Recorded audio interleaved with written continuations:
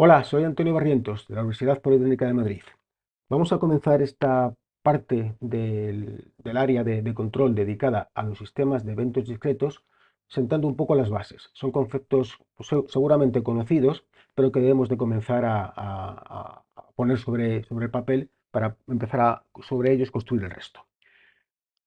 Bien, estos sistemas trabajan con lo que vamos a llamar señales digitales. A diferencia de las señales continuas, que tomaban cualquier valor en el dominio de los reales, si queréis, las señales digitales toman valores discretos, toman valores dentro del dominio, por entendernos, de los enteros, 0, 1, 2, 3, 4, pero no 1,1111, ¿vale? Dentro de estas señales digitales que toman valores discretos, si solamente pueden tomar dos valores, 0 o 1, alto o bajo, encendido o apagado, como lo queramos llamar, tenemos que son señales digitales binarias o señales lógicas. Son señales, por lo tanto, solamente pueden tener dos estados, activo o desactivo, ¿no?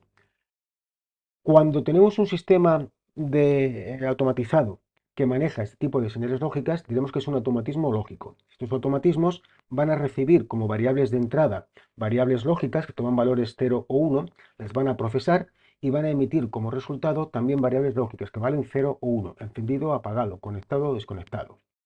Por hacernos una idea muy simple, muy familiar, podemos pensar en un sistema de detección de puerta abierta. Tenemos un sensor que nos indica si la puerta está abierta, 0 o cerrada, 1, y por ejemplo, si está abierta durante más de 5 segundos ininterrumpidamente, emite una salida, una alarma, que estando apagada valdría 0 y que si la enciende valdría 1. Sería un automatismo lógico.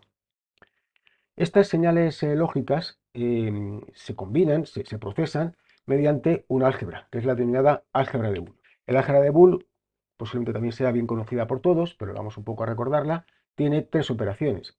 La operación I, que es la que está representada por un punto, la operación o suma, que está representada por un más, y la operación negación, no, que está representada, la estoy representando por esta comilla a la derecha, ¿vale? La función lógica I implica que la salida, la Q, va a estar encendida, va a valer 1, va a estar activa, siempre y cuando las dos entradas, la A y la B, I1 y I2 en este dibujo, valgan 1. En este circuito, que representa una combinación lógica I, solamente si I1 e I2 están cerrados, se encendería Q. Tienen que estar los dos. La función lógica O implica que la salida está activa si bien uno o bien el otro están activos. Bien porque I1 esté cerrado o bien porque I2 esté cerrado, va a haber corriente en la bombilla y se va a encender. En cuanto a la función lógica negación, sería la inversión, es decir, la salida es lo contrario de lo que valía la entrada. Típicamente las funciones lógicas se van a poder representar por tablas de verdad, que ya pues, de vez en cuando pondré alguna, de hecho, pues en la siguiente imagen voy a poner una tabla de verdad, que nos representan qué vale la salida según la combinación de las entradas.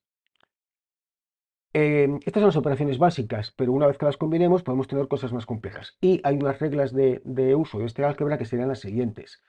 Las propiedades que tienen este álgebra de Boole son primero la propiedad conmutativa, tanto con las dos operaciones, con la operación de producto lógico como de suma lógica, la operación de elemento neutro, y es que un elemento neutro en la suma, que es el 0, y en el producto, que es el 1, es decir, el 0 sería el estado de que la variable está mm, apagada, y el 1 de que la variable está encendida.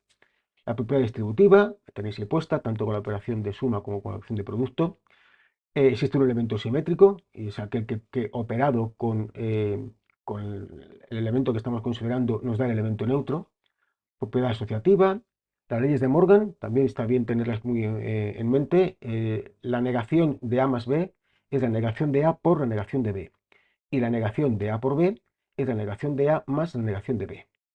Bien, y la ley de absorción. Estas propiedades son conocidas en el álgebra de Boole y aquí de vez en cuando pues, tendremos que usar alguna de ellas para simplificar alguna expresión. Bueno, hay que hablar también de lo que son sistemas combinacionales y lo que su contrapartida sean los sistemas secuenciales.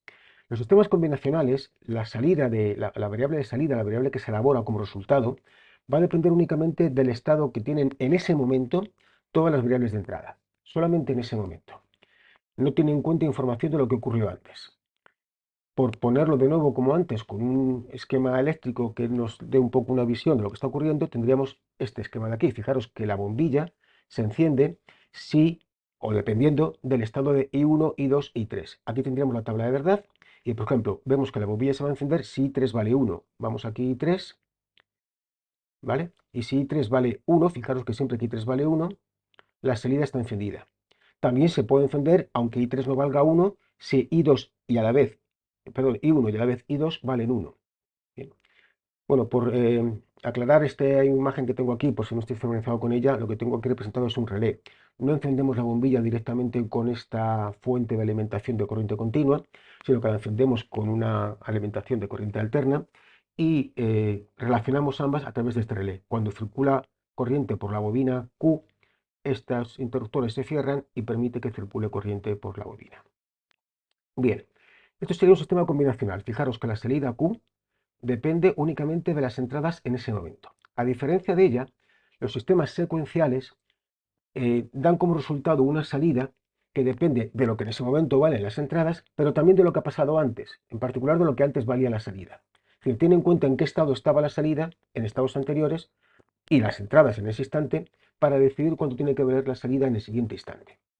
Si volvemos a intentar representarlo con un esquema, el matiz aquí importante está en que esta salida Q, que es el resultado de mi función lógica, depende a su vez de cuánto vale Q. Si vemos la función lógica, la Q depende de la I1, la I2 y también de cuánto valía Q. Y si vemos la tabla de verdad, vemos que aparte de considerar las dos entradas, I1 y I2, tenemos que considerar la salida del instante inicial.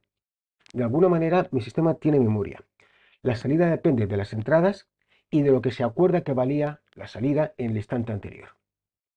Esos serían los sistemas secuenciales y vamos a tener que utilizarlos muy frecuentemente cuando estamos desarrollando, concibiendo un automatismo de este tipo. Bueno, un último concepto, los sistemas síncronos y asíncronos.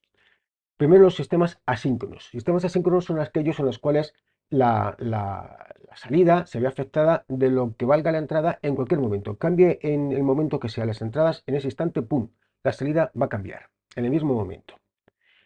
En contra de ello, los sistemas síncronos trabajan en momentos concretos de tiempo. Las entradas pueden estar cambiando, pero la salida no va a cambiar hasta que sea ese instante en el cual se consideran. Hay, digamos, un reloj que va marcando los momentos en los cuales hay que comprobar lo que van las entradas y hacer el cálculo y dárselo a la salida. Ese sincronismo nos permite, de alguna manera, garantizar que nuestras lecturas no dependen, nuestras lecturas de entradas no dependen de transitorios o de cambios un poco que no sean instantáneos a la vez, ¿vale? Por lo tanto, la mayor parte de nuestros sistemas los tendremos que concebir como sistemas síncronos. No es imprescindible, pero es lo más frecuente. Bueno, pues hasta aquí estas bases de los sistemas de eventos discretos.